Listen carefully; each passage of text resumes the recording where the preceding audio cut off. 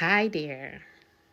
Yes, we finalized the 100 days of speaking God's truth over my life, and I am pending to start a new series.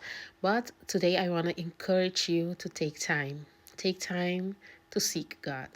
Even if it's 5 minutes, 10 minutes, you don't have to have 10 or a whole hour.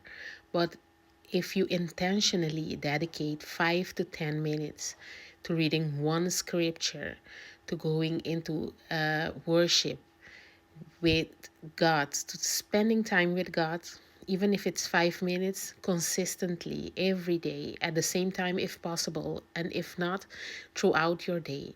But to spend consistent time with God, because He's not looking for perfection, He's looking for you. He wants to spend time with you. He wants intimacy with you. So I want to encourage you to take 5 minutes, 10 minutes, read one scripture, intentionally listen to a worship song that may speak to your heart, and sit in silence. Uh, the more you spend time with God, the more you will be able to understand and to hear His voice. The word tells us that the sheep know the voice of the shepherd and they follow him. So let's start today.